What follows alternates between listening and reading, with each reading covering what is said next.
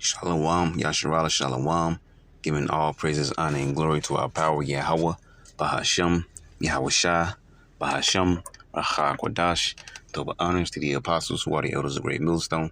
Peace and blessings to you, precious, you hopeful elect, okay? All right, we're going to start in Leviticus chapter 19, verse 28, and it reads, Ye shall not make any cuttings in your flesh for the dead, nor print any marks upon you. I am the Lord Yahweh. All right. And who do you think this law was for? All right. This law was for the children of Israel. All right. Going all the way back to our forefathers, Abraham, Isaac, and Jacob. Jacob is the one who the Lord surnamed Israel, Yasher Allah in the Hebrew. He's the prince of the power. Israel went on to have 12 sons known as the 12 tribes of Israel. And those 12 tribes of Israel still exist today. We are a hidden people. We are under false names. Okay. Paperclip names, I like to call them. The scriptures call them bywords in Deuteronomy 28:37. Okay. And those 12 tribes of Israel are the so-called Negroes, Latinos, and Native Americans. We are one nation of people, not separate. Okay. You are one nation of people. And these laws, these statutes and commandments were all set up for you Israelites. All right. Even down to the dietary law. They were all set up for the Israelites, not the other nations. The only time it comes into play for the other nations is going to be once the kingdom of heaven is established. But on this side of life, from ancient times, the laws, statutes, commandments, and the ordinances of the Lord were set up for the Israelites only. All right, let's read it one more time. Ye shall not make any cuttings in your flesh for the dead, nor print any marks upon you. I am the Lord Yahweh. All right, and we'll back up what we're reading in Deuteronomy, the 15th chapter. All right, we're going to get into it just a little bit. So we're going to grab the Strongs, all right? I'm going to go down to verse 12. Okay, and it really reads, it says, And if thy brother, an Hebrew man, Hebrew Israelite, an Hebrew man, or an Hebrew woman, be sold unto thee, and serve thee 6 years, then in the 7th year thou shalt let him go free from thee. And when thou sendest him out free from thee, thou shalt not let him go away empty, okay? Because that's not how we treated one another, all right? We were always governing ourselves very well and always looking out for one another, all right? Whether it be a stranger or one who you were used to seeing on a daily basis that always lived near you, all right? We always dealt well with one another, okay? Like these heathens, when they take captives, all right, they treat the ones that they have taken captives, slaves under them, or whatever the case, however you want to, pull it. Treat them very harshly, especially the Romans, all right, the Edomites, all right, which is the so-called white man, all right, the red men of the earth, the biblical Edomites, okay? But our people were not like that with one another, okay? If one worked under another, that servant was treated very well, and he'll after that time is served, he would have the choice to leave his master or stay, which is what we're going to read when we continue on, all right? It says, verse 13 says, And when thou sendest him out free from thee, thou shalt not let him go away empty. Thou shalt furnish him liberally out of thy flock, and out of thy floor, and out of thy winepress, of that wherewith the Lord Yahweh thy power had blessed thee, thou shalt give unto him. All right, and that's no different from what he did for us as a whole when we came out of Egypt. We came out with what? Great substance, okay? And we are to do, and then there's scriptures that the Lord is repetitive. And he says, because remember that you were a slave in Egypt or a stranger in Egypt. All right, just roughly paraphrasing. He says that often. Okay, reminding that you are to govern yourselves in a certain way, because remember, you were also a stranger in a strange land at once. So, remember, and then this is no different. If you want to pull a parallel, it's no different from my captivity now. Learning the evil side of life, learning how much worse life is when the Lord is not dealing with us versus how well it can be when he is dealing with us, which actually drives you over to Deuteronomy 28 chapter, the blessings and the curses, okay? So continuing on, it says, verse 15 says, And thou shalt remember that, you see, there we go, case in point. I didn't expect that scripture to be right there, but hey, there we go. That's the spirit. And thou shalt remember that thou wast a bondman in the land of Egypt. You see, you can't make it up. There you go. And thou shalt remember that thou wast a bondman in the land of Egypt, and Yahweh thy power redeemed thee. Therefore I command thee this thing today. All right. All right. So remember how it was for you. All right. It was harsh for you. So don't do that way, to another, which particularly he was talking about your own brethren. All right. If you were this way and you felt that type of way under the Egyptians, what more than your own brethren? Right. How would that make you look? How would that make you feel, or should make you feel, to be oppressive to your own brother who came out of Egypt with you? All right. Whether he be a local resident or a stranger. All right. A brother is a brother. It says, and it shall be, if he say unto thee, I will not go away from thee, because he loveth thee and thine house, because he is well with thee, then thou shalt take an awl and thrust it through his ear unto the door, and he shall be thy servant forever. And also unto thy maidservant thou shalt do likewise. All right. And we're going to get this word all, because we're about to, you might as well strap in, because we're about to go into a decent lesson. The water Yahweh Shah for, giving me this lesson. All right. So we're going to get this word first. All right. Which we went into all. All right. Martazai. All right. Martazai in the Hebrew, it says all, a boring instrument. Okay. And what we're going to do is we're going to grab this, Google punch this, and we'll bring this up for you. All right. It says all, right? You see it, all. A small pointed tool used for piercing holes, especially in leather. All right. And it no different from what we just read in the scriptures, being used to pierce through that ear of the servant who did not want to leave his master because life was so great for him. All right. Though it being his brother, and his brother let him free, all right, which is also generous of us. We didn't just, like the so-called white men did here in America, just keep us slaves forever. And eventually the law was abolished, but then they created other laws to continue to keep us down and oppressed. That's not what we did to one another, okay? We let them free. And if that servant, their brother, didn't want to leave, then that comes in play the activity of the all, okay? But this is what I want you to really see. All right, all, you see this? It's a bunch of different, tools. All right. All. Okay. And we're also going to get to remember this, what you're looking at. OK, because that new all is going to be digitized. OK, that's Esau Edom coming with his CBDC and his microchip, but most specifically the microchip. OK. And that injector device, which may be way of some kind of hollowed out needle. OK. Which goes back to that Greek word karox. We're going to pull it all up, okay? Like I said, this is a beautiful lesson that the Spirit put on me, so we're going to get through it, all right? But yeah, this all here that was used for ancient times, let's back on up, all right, is going to be, in this time, is going to be used by Esau Edom, okay, to give you his so-called digital all right?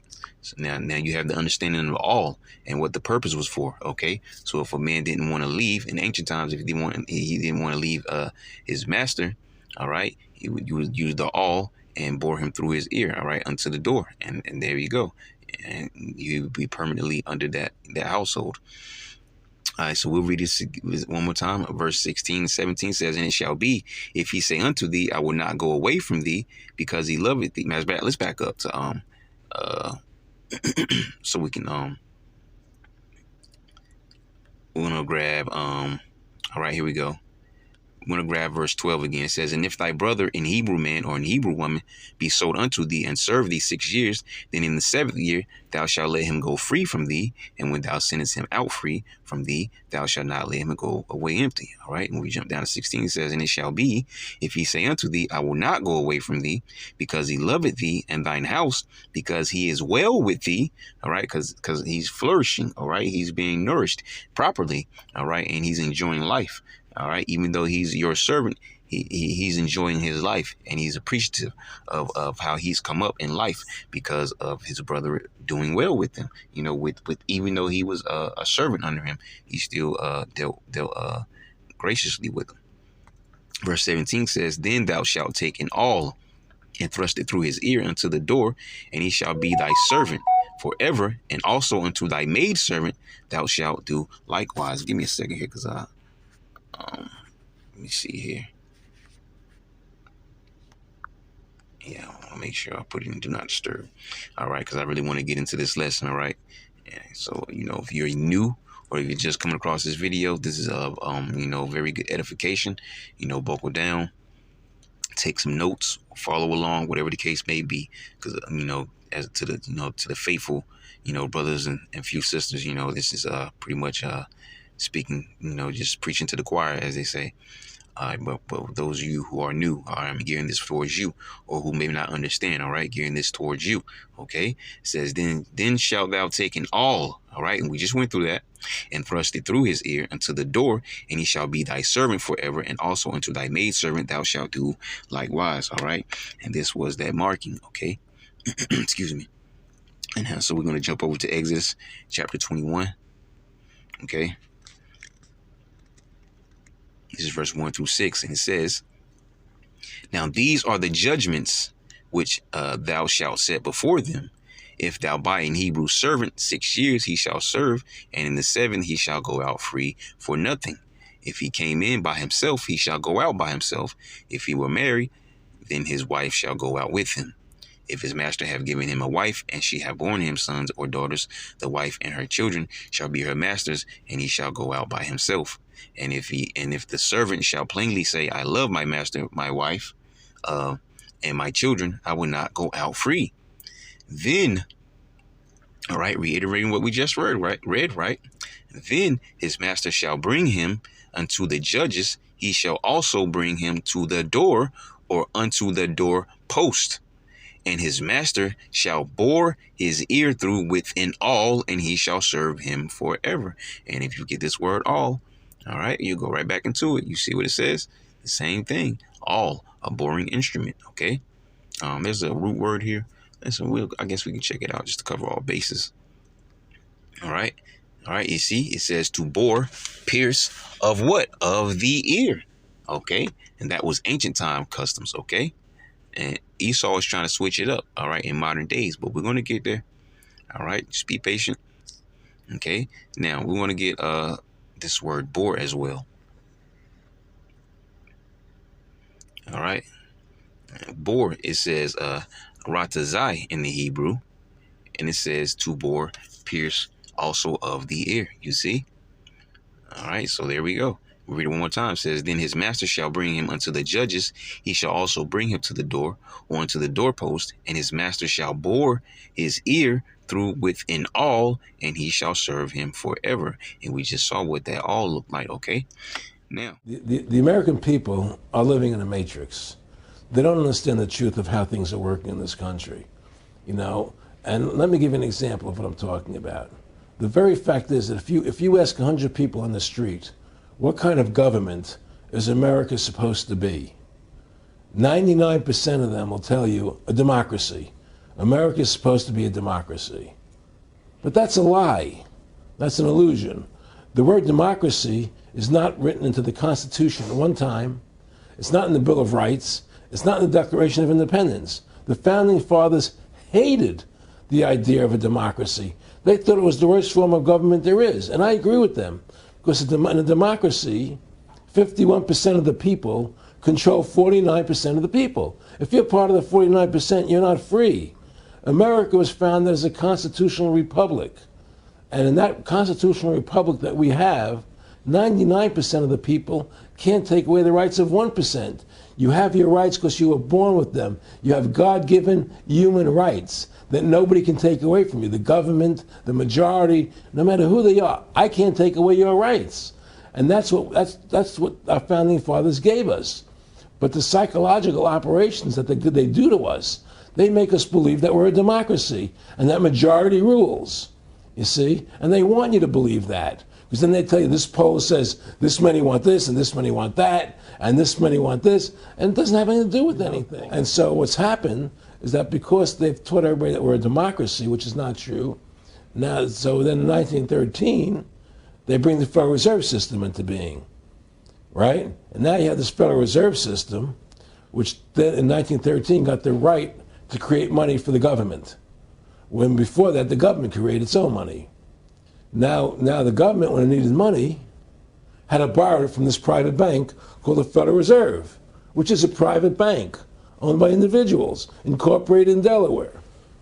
And so what happens is, now the government borrows money from them to fund the government. Then the government says, well, we have to pay these people interest. How are we going to pay them interest? Let's impose a tax on the labor of the American people, which never existed before, to pay the interest to the bankers. I had a friend, Nick Rockefeller, okay, who was one of the Rockefeller family, and he, when I was running for governor in Nevada, he came to me, introduced himself to me through an attorney, and we became friends. We started talking about things, and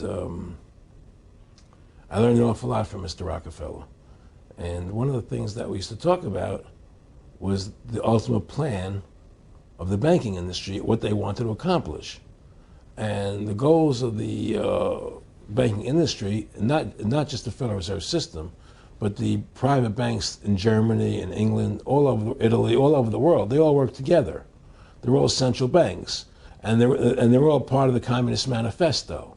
You know, central banking is one of the major planks of the Communist Manifesto. We talk about America being a capitalistic country, but yet at the same time we have a central bank that plans everything for us, right? And the graduated income tax is another plank of the Communist Manifesto, right? So right there you have two major planks of the Communist Manifesto that have been brought in because of the Federal Reserve System, okay?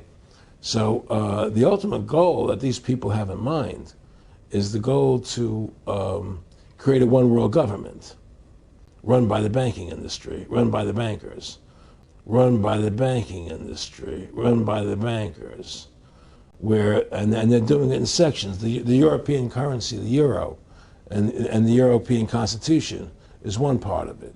Now they're trying to do it in America with the North American Union, right? And they want to create a new currency called the Amero, right? And the whole agenda is to create a one world government where everybody has an RFID chip implanted in them. All money is to be in those chips, right? There'll be no more cash. Continuing from there, what we're going to do is we'll jump over here to I have to slide it down. All right, I hate when it does that. All right, here we go. Revelation chapter 13. Okay, I'm going to go down to verse 16 and 16 and 17. All right, and it reads, and he calls it all, both small and great, rich and poor, free and bond, to receive a mark in their right hand or in their foreheads. Okay, and this is very important. Read verse 17. It says, and that no man might buy or sell save he that had the mark or the name of the beast or the number of his name. All right, going into that whole digital system and his image, and you know, being connected to the CBDC, which is only by way of their ultimate plan, which is the RFID microchip, and it stands for radio frequency identification. Okay, so let's go up, and in this verse 16 here, what we want to do is grab this word mark. Okay, and we're actually going to play this audio so you can hear what it says. Strong's G 5480 Charagma. Charagma. All right, charagma. Okay, and what we're going to do is we're going to jump into this root word. All right, and we're going to grab this as well. Strong's G 5482 Charax. Charax. All right, charax. Okay, now look what it says. It says a pale or stake, a palisade or rampant, pales between which earth, stones, trees, and timbers are heaped and packed together. Now, if you, as a matter of fact, let's just do this. We'll grab this. Let's see if we can Google punch this in. All right, palisade. Okay, not the vehicle. We're looking for. See if we can find. There we go. You see, palisade. All right, you see all these pictures right here. This is what a palisade looks like.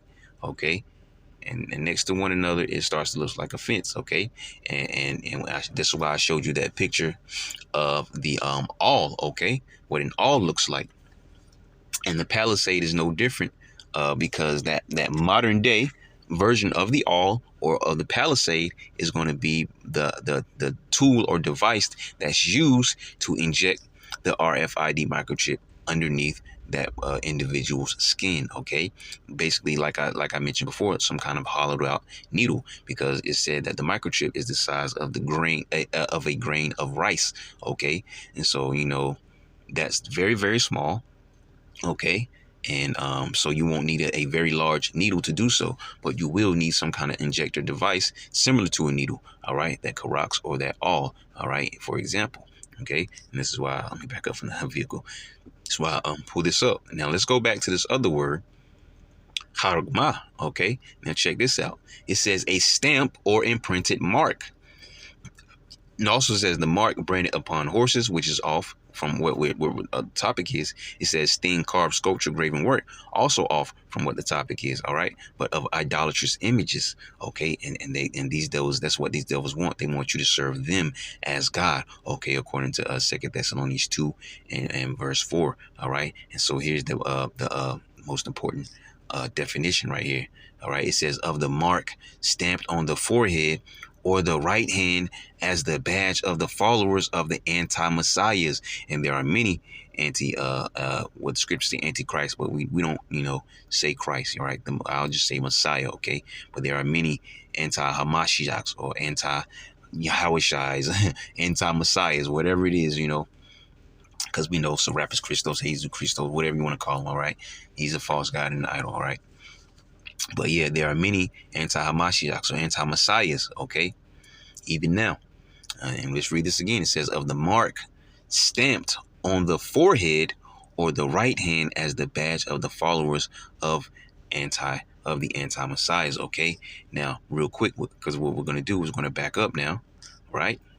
Go back to that verse, okay? It says, and he causes all, both small and great, rich and poor. Okay, no matter your social status, if you're stupid, stinky rich, if you got maybe you're wealthy, maybe you're rich, maybe you're middle class, maybe you're low class, or maybe you're piss poor. It doesn't matter your social status when it comes to income or funds or money or in general. Okay. It says free and bond, rich, free and bond. All right. Meaning whether you're out here in this illusion that you are free in this earth or whether you're in jail or in prison. OK, which it actually makes it easier for them to impose this on you if you are in the jail or the prison or maybe federal prison system, wherever the case may be. OK, this is covering all people, all. As a matter of fact, let's see what all says. Pas. Individually, each, every, any, all, the whole, everyone, all things, everything. Look, boom, collectively, all, meaning every living being on the face of this earth, okay? And he causes all, both small and great, rich and poor, free and bond, to receive a mark, all right? To receive a mark in their right hand, all right? That RFID microchip, by way of the injector device, which is going to be that digital all in these modern days. Okay. You see how this lines up with scriptures? All right. And that's that mark. That RFID microchip is putting that thing inside of you. All right. And what you're doing is you're cutting yourself off from the Lord, and you're making Esau Edom to be your God on this earth. The Lord will cut you off and he will destroy you for that. All right. It says in there, see a mark in their right hand or in their foreheads, because they also have other technology. All right. The Neuralink, the virtual reality and augmented reality technology, extended reality technology, all these things are all wrapped up into this verse. And you have to be, as the scriptures say, we're not ignorant of Satan's devices. And he has a lot of gadgets and devices. And the most major one is the RFID microchip. And this is why we're going to constantly warn it to you until we beat it into your head, or until you ignore it to the point of destruction, which will be your own self-destruction, because you are warned. And that's the most important part, getting the blood off of our hands. But if you are sincere and a true and a faithful believer, this is a fair warning to you. Not the first, and it most definitely probably through the Spirit will not be the last, okay? But you have to hear these things and you have to understand these things. Most importantly, understand these things for yourself. Let every man be persuaded in his own mind, right? So let's finish this up. It says, and that no man might buy or sell, save he that had the mark or the name of the beast or the number of his name. All right. Being implanted with their device. OK, the mandatory implementation of the RFID microchip, which stands for radio frequency identification microchip, which is connected to their system. All right. And the CBDC is a part of that, which stands for the Central Bank Digital Currency System. All these things go hand in hand, one with the other. But the ultimate goal is the RFID microchip, because that's how they gain ultimate control over all individuals of this earth and have full autonomy over all of your life. They want permanent, perpetual slaves, okay? Give me straight from Rockefeller himself. This is what they want to accomplish. And all money will be in your chips. And all money will be in your chips. And all money will be in your chips. And all money will be in your chips. now, now you heard him right. You heard it for yourself now. Mr. Russo, hold on, Mr. Russo. You got to be lying. You got to be lying to me, man. Somebody, you mean to tell me the devil, the so-called white man, the red man of the earth, the biblical Edomites, the devil, has told what the microchip is, but you have Israelite camps who are teaching that it is everything else except for what it is. That should raise a red flag, because last time I checked, it's June. Somebody, come on now. Why you always lying? Wake up, Israel. Wake up.